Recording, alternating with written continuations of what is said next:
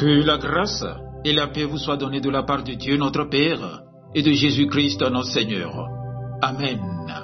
Le texte biblique de ce mercredi 18 mars 2026 est tiré de l'Évangile selon Jean au chapitre 11 du verset 17 au verset 27. Le thème qui nous conduit est le suivant: Crois en Jésus, la résurrection et la vie. Prions. Seigneur notre Dieu, ouvre nos cœurs à ta parole. Parle-nous aujourd'hui et fais-nous croire en Jésus, la résurrection et la vie. Amen. Évangile de Jean, chapitre 11, du verset 17 au verset 27.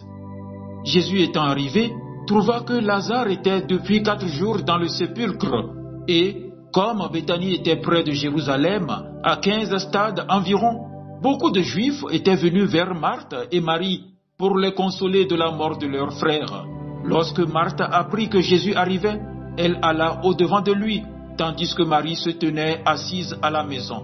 Marthe dit à Jésus: « Seigneur, si tu avais été ici, mon frère ne serait pas mort. Mais maintenant même, je sais que tout ce que tu demanderas à Dieu, Dieu te l'accordera. » Jésus lui dit: « Ton frère ressuscitera. » « Je sais, lui répondit Marthe, qu'il ressuscitera à la résurrection au dernier jour. » Jésus lui dit: « Je suis la résurrection et la vie. Celui qui croit en moi vivra, même s'il meurt, et quiconque vit et croit en moi ne mourra jamais. Crois-tu cela? » Elle lui dit: « Oui, Seigneur, je crois que tu es le Christ, le Fils de Dieu, qui devait venir dans le monde. » Amen. Bien-aimés dans le Seigneur, la parole de Dieu nous conduit aujourd'hui à Béthanie, dans une maison remplie de tristesse. Lazare est mort, 4 jours déjà. Tout est terminé aux yeux des hommes. L'espoir est enseveli, la pierre est roulée, et le silence de la mort semble avoir gagné. Marthe s'avance vers Jésus et lui dit: « Seigneur, si tu avais été ici, mon frère ne serait pas mort. » Cette parole, frères et sœurs, c'est aussi la nôtre parfois. Combien de fois avons-nous pensé: « Seigneur, pourquoi n'as-tu pas agi plus tôt? Pourquoi ce silence? Pourquoi ce délai ?» Mais aujourd'hui, le Seigneur veut nous révéler quelque chose de profond. Dieu n'est jamais en retard. Il agit selon un temps parfait. Si Jésus n'est pas venu immédiatement, ce n'était pas par indifférence, c'était pour manifester une gloire plus grande. Car Jésus ne voulait pas seulement empêcher la mort, il voulait démontrer qu'il est plus fort que la mort. Alors, au cœur de cette situation désespérée, Jésus déclare: « Je suis la résurrection et la vie. Celui qui croit en moi vivra, même s'il meurt. » Bien-aimés, écoutez bien, Jésus ne dit pas « Je donne la résurrection ». Il dit « Je suis la résurrection ». Cela signifie que la vie ne dépend pas des circonstances, elle dépend de la présence de Jésus. Là où Jésus est présent, la mort recule. Là où Jésus parle, la vie commence. Là où tout semble perdu, Dieu ouvre un chemin.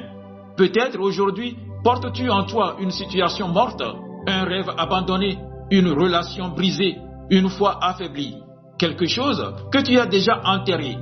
Mais j'annonce, selon la parole de Dieu, Jésus s'approche encore des tombeaux.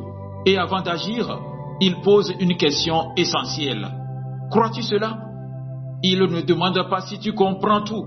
Il ne demande pas si tu vois déjà le miracle. Il te demande simplement: crois-tu? Marthe répond: oui, Seigneur, je crois que tu es le Christ, le Fils de Dieu. Quelle confession puissante! Même dans la douleur, elle choisit de croire. Frères et sœurs, le miracle commence toujours par la foi. Pas une foi parfaite, mais une foi sincère. Une foi qui s'attache à Jésus, même dans l'obscurité. Et plus loin dans ce récit, Jésus élève la voix et crie: Lazare sort. Et celui qui était mort sort. Oui, la mort recule devant la voix de Jésus. Aujourd'hui encore, cette voix retentit. Elle traverse les tombeaux de nos vies, le découragement, la peur, le péché, la fatigue spirituelle. Et elle appelle à la vie. Bien-aimé, ce message est pour toi aujourd'hui. Ce n'est pas fini. Dieu a le dernier mot. Là où tu vois une fin, Dieu voit un commencement. Là où tu vois la mort, Dieu voit la résurrection. Alors, entends la voix du Seigneur. Je suis la résurrection et la vie. Crois-tu cela? Si tu crois, alors attends-toi à voir la gloire de Dieu. Prions. Seigneur Jésus, tu es la résurrection et la vie. Aujourd'hui, nous choisissons de croire en toi. Viens ranimer ce qui est mort en nous. Viens restaurer ce qui est brisé.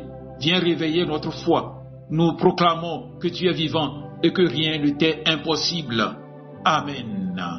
Agréable journée à vous tous.